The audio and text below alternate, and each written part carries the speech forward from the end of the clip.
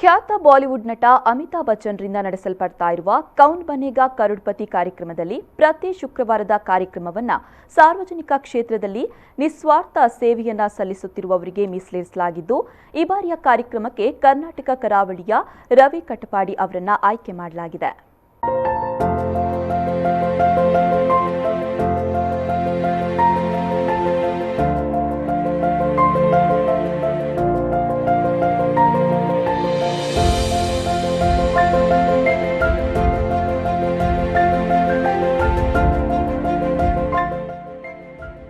ಇತ್ತೀಚೆಗೆ ರವಿ ಕಟಪಾಡಿಯವರಿಗೆ ಕೌನ್ ಬನೇಗಾ ಕರೋಡ್ಪತಿ ಕಾರ್ಯಕ್ರಮದವರು ದೂರವಾಣಿಯ ಮೂಲಕ ಕರೆ ಮಾಡಿ ವಿನಂತಿಸಿದ್ರು.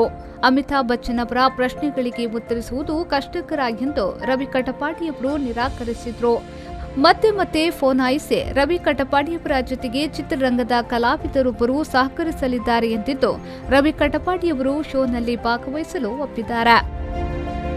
ರವಿ ಕಟಪಾಡಿಯವರು ಶ್ರೀಕೃಷ್ಣ ಜನ್ಮಾಷ್ಟಮಿಯ ಸಂದರ್ಭದಲ್ಲಿ ಕಳೆದ 6 ವರ್ಷಗಳಿಂದ ಆಧುನಿಕ ಮಾದರಿಯ, ಅದರಲ್ಲೂ ಹಾಲಿವುಡ್ ಆನಿಮೇಷನ್ ಚಿತ್ರಗಳಿಂದ ಆಯ್ದ ಮಾದರಿಯ ಕಲಾತ್ಮಕವಾದ ಪ್ರಾನ್ಸ್, ಲಿಜರ್ಡ್ ಮ್ಯಾನ್, ಮಮ್ಮಿ ರಿಟರ್ನ್ ಸಿನಿಮಾದ ಮಮ್ಮಿ ವೇಷಧಾರಿಯಾಗಿ 54 ಲಕ್ಷಕ್ಕೂ ಮಿಕ್ಕಿ ಹಣ ಸಂಗ್ರಹಿಸಿ ಮಕ್ಕಳ ಚಿಕಿತ್ಸೆಗಾಗಿ, ಮಕ್ಕಳ ಆರೋಗ್ಯ ನೆರವು ಅಲ್ಲದೆ ಅಂಗವೈಕಲ್ಯ ಹೊಂದಿದ ಬಡ ಮಕ್ಕಳಿಗೆ ನೆರವು ನೀಡಿ ಇತಿಹಾಸ ನಿರ್ಮಿಸಿದ್ದಾರೆ.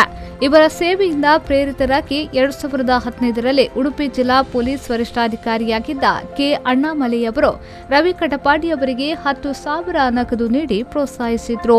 ಬರೇ ವೇಷ ಹಾಕಿ ಹಣ ಸಂಗ್ರಹ ಮಾಡದೆ ಪ್ರತಿ ತಿಂಗಳು ಬರುವ ಶನಿವಾರದ ಸಂಬಳದಲ್ಲೂ ಸ್ವಲ್ಪ ಹಣವನ್ನ ರವಿ ಕಟಪಾಡಿಯವರು ನಿಸ್ವಾರ್ಥ ಸೇವೆಗಾಗಿ ತೆಗೆದಿರಿಸುತ್ತಾರೆ.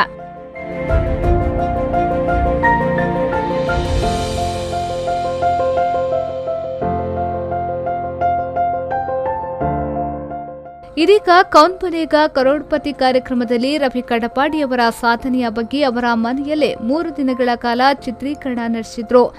ರವಿ ಕಟಪಾಡಿಯವರು ಮುಂಬೈಯಲ್ಲಿದ್ದು ಜನವರಿ 15ರ ಶುಕ್ರವಾರದಂದು ಅವರ ಕಾರ್ಯಕ್ರಮ ಪ್ರಸಾರಗೊಳ್ಳಲಿದೆ. ದಿನೇಶ್ ಕುಲಾಲ್ ಬೊಕ್ಕಪಟ್ನ, ವಿ4 ನ್ಯೂಸ್ 24/7 ಮುಂಬೈ.